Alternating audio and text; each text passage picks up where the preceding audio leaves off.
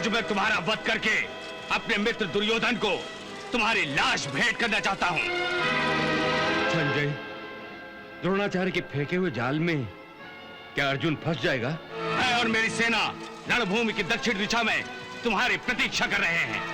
वहां हमारे युद्ध में कोई बाधा नहीं डालेगा। मैंने सुशर्मा के आह्वान को स्वीकार किया है। उसने मेरी शूरवीरता को ललकारा है। मैं उसे उत्तर अवश्य दूंगा। तुम मेरा रथ उसके पास ले चलो।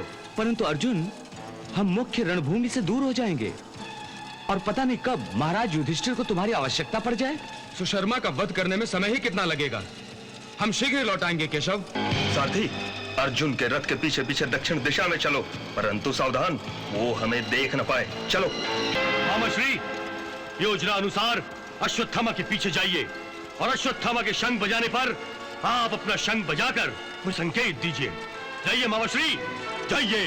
ताऊ जी, नए कौरव सेनापति ने हमारी अपेक्षा के विरुद्ध गरुड़ व्यूह की रचना की है। इसका अर्थ यह है कि द्रोणाचार्य साधारण युद्ध करेंगे। परंतु एक बात मेरी समझ में नहीं आ रही है कि जब गुरु द्रोण घातक से घातक व्यू बनाना जानते हैं तो फिर उन्होंने गरुड़ व्यूह ही क्यों बनाया? इसमें चिंता की क्या बात है? पिताश्री हर व्यू को तोड़ना जानते हैं। परंतु अर्जुन है कहां? इतने दिन के बाद मुझे हमारी विजय की पहली आहट सुनाई दी है संजय। गुरु द्रोणाचार्य सचमुच गुरु हैं।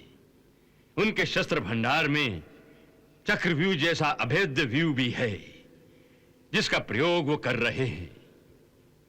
यदि द्रोणाचार्य की ये रणनीति सफल हो गई तो मेरा पुत्र दुर्योधन भारतवर्ष का सम्राट बन जाएगा। महाराज, कौरवों की रणनीति की सुनगुन भी पांडवों को नहीं लगी, इसलिए आपका ऐसा सोचना उचित है। परंतु युद्ध का पासा कभी भी पलट सकता है। अशुभ बातें मत करो संजय। तुम मुझे यह बताओ कि सेनापति द्रोणाचार्य अब क्या कर रहे हैं? महाराज, रणनीति के अनुसार सेनापति द्रोणाचार्य ने गरुड़ व्यूह की रचना की है। कौरवों का गरुड़ व्यूह देखकर पांडव सेनापति धृष्टद्युम्न ने अर्जुन से विचार विमर्श करते हुए शयन व्यूह की रचना की है। संजय, युद्ध आरंभ हुआ।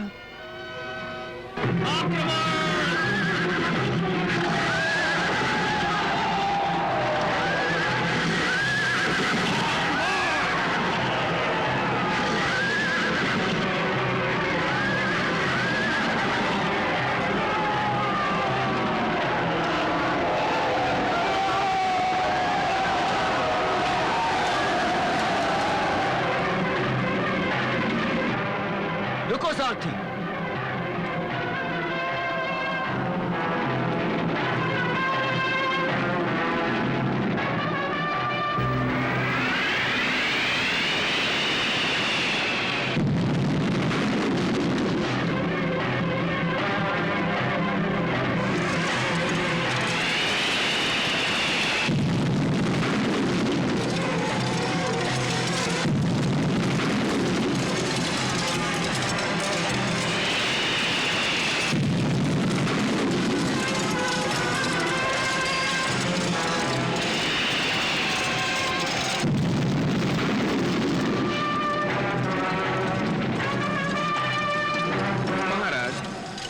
गरुड़ व्यूह के मुख पर जो सेना खड़ी है वो ही पांडवों पर आक्रमण कर रही है।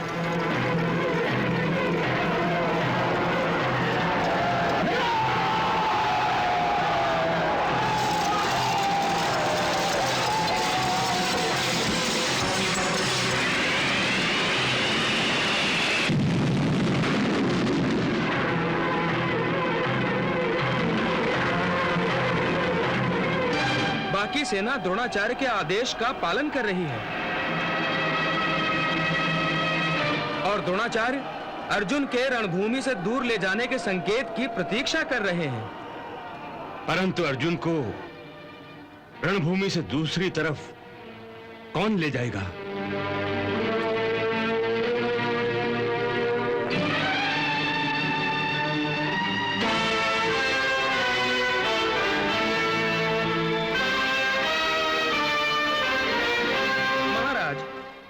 लगता है त्रिगति धीपति सुशर्मा अर्जुन को ललकारेगा। वही अर्जुन के सामने आ रहा है।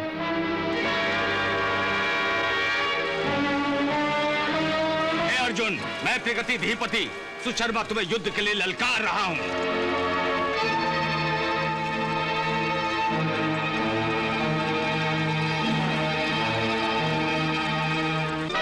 आज मैं तुम्हारा वध करके अपने मित्र दुर्योधन को तुम्हारी लाश भेंट करना चाहता हूं। संजय, द्रोणाचार्य के फेंके हुए जाल में क्या अर्जुन फंस जाएगा? यदि सच्चे क्षत्रिय हो तो मुझसे युद्ध करो। मैं और मेरी सेना रणभूमि की दक्षिण दिशा में तुम्हारी प्रतीक्षा कर रहे हैं। वहां हमारे युद्ध में कोई बाधा नहीं डालेगा। चलो सारथी।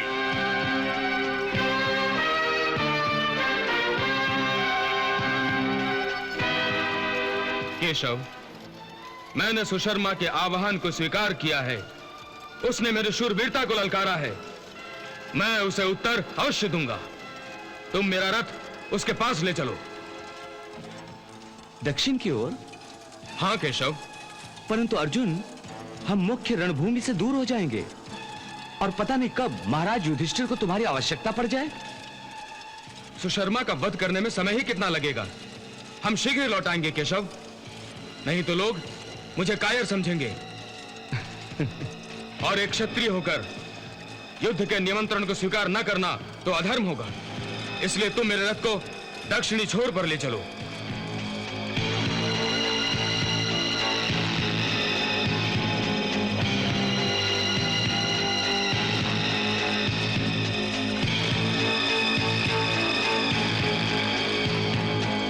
सारथी, अर्जुन के रथ के पीछे पीछे दक्षिण दिशा में चलो, परंतु सावधान, वो हमें देख न पाए। चलो। मामाश्री, योजना अनुसार अश्वत्थामा के पीछे जाइए और अश्वत्थामा के शंख बजाने पर आप अपना शंख बजाकर मुझे संकेत दीजिए। जाइए मामाश्री, जाइए। हाँ भांजे, चलो सारथी।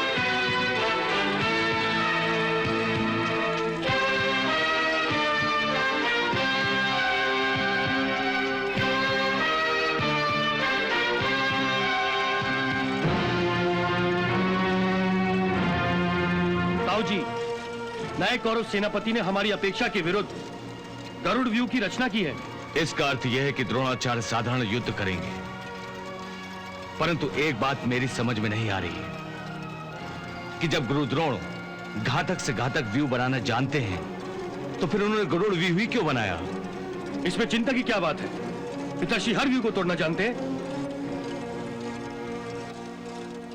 परंतु अर्जुन है कहां?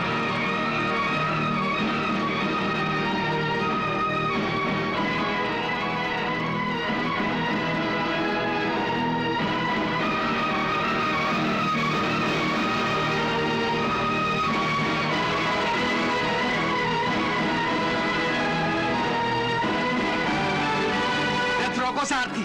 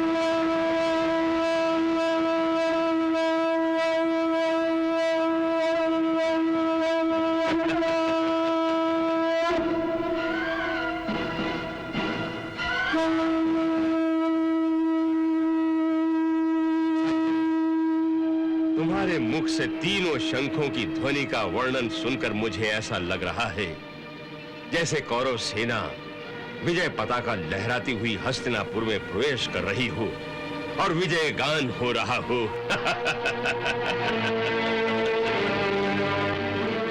कृपाचार्य, सेना नायकों को गरुड़व्यूह को चक्रव्यूह में बदलने का संकेत दीजिए।